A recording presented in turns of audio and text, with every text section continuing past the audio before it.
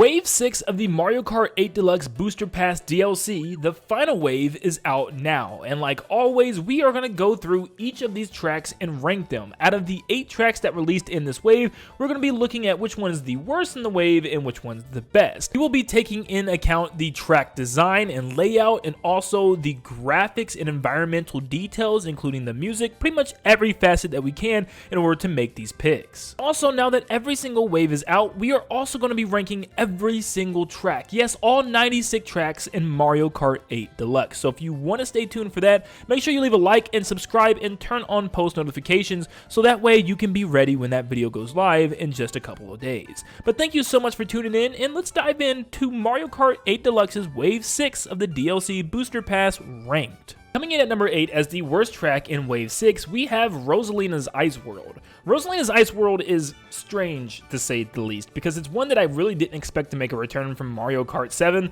and it still doesn't leave much of an impression on me. It's really just kind of another ice snow area that has some elements of Mario Galaxy in it. The first couple of turns feel a little too tight and a little wonky, and besides that, that's really about it. It reminds me a lot of Sherbert Land with the ice over the water and the little cave that you can enter, but obviously it doesn't have the same graphics as Sherbert Land, as these DLC graphics are, you know, a lot different. But yeah, you get in the cave, there's one like secret shortcut, I guess you can go outside the cave, which I don't even know if it's a shortcut, but rather more of an alternate path.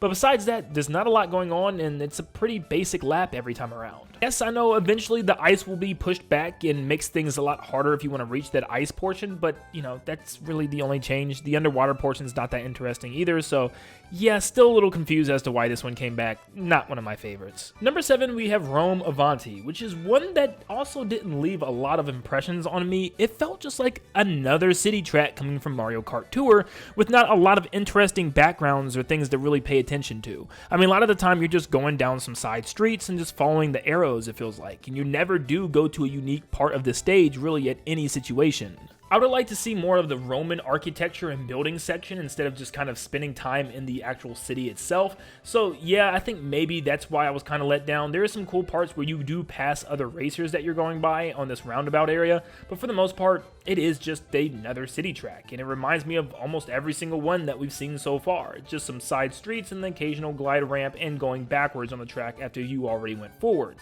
And of course, you have to include your random Mario enemies inside these real-world locations as well, like the Chain Chomp room. Coming in at number 6, we have Daisy Circuit. Daisy Circuit is also, in my opinion, one of the ones I wasn't expecting because I felt like there were still a couple other better choices, but it's a circuit. You know, you're going through this little town themed after Daisy and some of the babies as well, and there's just not a whole lot that's going on here. I think I really enjoy the end part where you're kind of going around this bend where you see the lighthouse and you can see the other racers on the other side once you cross. I think that's a really cool concept, but besides this, there's not a lot going on in Daisy Circuit at all. I mean, you go through the town in just a second, and it feels like a more bland version of some of the city tracks that we've gotten. It still has its nostalgia for me because I absolutely still love this track coming back from Mario Kart Wii, but to me, I just felt like they could have chose something better, and it still was something that, you know, was easily passed on my mind when I played it, and I just kept thinking about, you know, this just feels like another one of those city tracks. Piranha Plant Cove was one that I was definitely looking forward to, and I thought the stuff that I've seen seemed pretty good on this track, and overall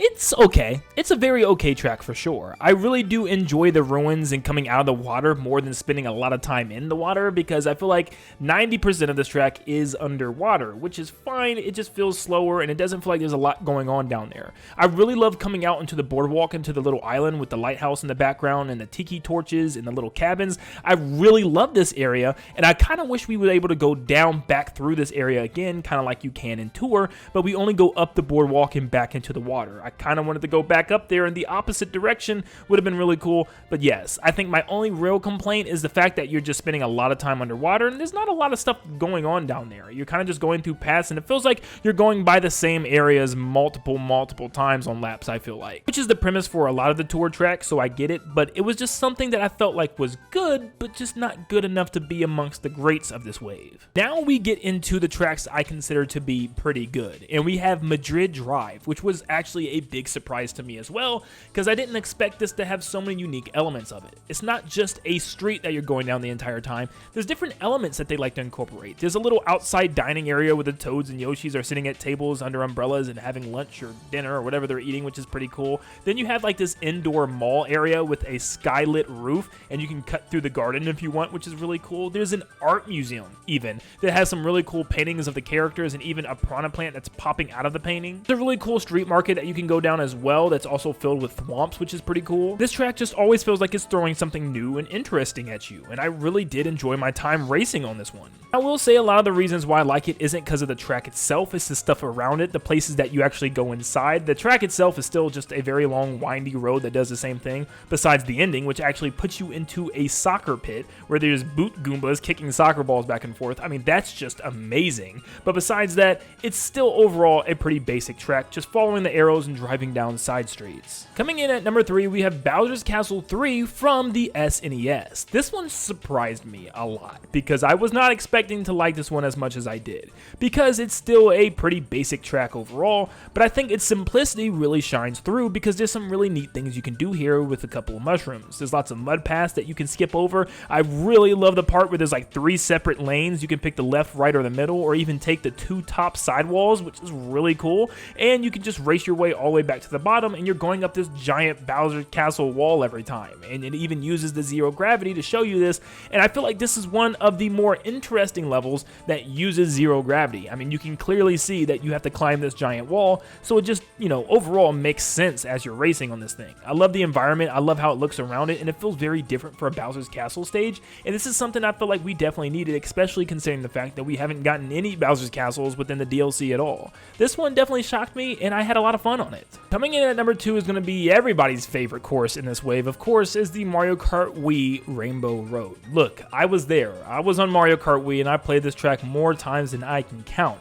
and I am so glad to see its return in Mario Kart 8 Deluxe. But I do feel like it is slightly overhyped. It is a fun track for sure, but when it comes to some of the other tracks in this game, and even in this wave particularly, I felt like it's still just a really good track, but not the best. It still has some fun tricks, like you can use mushrooms and just jump over different portions of the road and not fall if you're as bad as me. Overall, I don't really have much to say about it. It's a great ending to the wave, and it's definitely a fun track, and I love the elements that they incorporated from Mario Kart Wii, such as when you fall off the track, you actually get set on fire, and the camera pans out the same way it used to, which is awesome. But at the same time, I love the graphics as well. I love how more saturated the colors look compared to the Wii version, and I love just how deep and rich the colors pop. It really feels like an upgrade from that version, and I really do enjoy racing on this, but it isn't my favorite of the wave. Coming in at number 1 of my favorite track from Mario Kart 8 Deluxe's Wave 6 of the DLC is DK Mountain. I could not be happier that this track returned. But at the same time, it's not even just the fact that I used to love this track, it's the fact that this track just stands out so much to me. Even just the icon of it on the menu, the artwork just looks amazing. It just pops. That's the definition of DK Mountain on Mario Kart 8 Deluxe. It pops. The colors are so vibrant. I love the details of the face now on the volcano, and you can see like the red rim of the lava and fire coming out of his face. It's so good. And there's just something about being able to see the entire track as you're coming down the mountain and see exactly where you launch from, where the cannon is in the beginning of the track. It's amazing. It feels like a little island that you're on, and I just love the adventure that you take making your way up it and all the way back down it. Not to mention that the shortcut over the gap is still a thing, and it's not even that hard to hit. You don't have to jump or even use a mushroom. All you have to do is hit a really good drift. But the only drawback I would say about this stage that kind of hurt was the bridge at the end. It's not as long, and it moves in a weird way this time around. It just feels like it's extremely short and that they kind of squeeze the stage together. But overall, it's a minor complaint to a stage where I have absolutely no regrets putting it in the number 1 spot. And that was all of Wave 6's tracks ranked. And guys, we are now done. The Booster Pass DLC is over, which means now we get to reflect on everything that this game has to offer. And like I said, we are already planning a pretty big video showcasing every single track in the game and ranking them from worst to best, which is still going to take a little longer, but at the end of the day, I'm very excited for this video, and thank you guys so much for making it to the end of this one. If you really enjoyed this video and are interested in the future videos I have planned with Mario Kart, make sure you leave a like and subscribe, guys. It helps out and goes a very long way. And and let me know your ranking down below. What do you agree with? What do you not agree with? And let me know your list that you have made. Thank you so much for tuning in, and like always, I'll see you all on the next one. See you guys.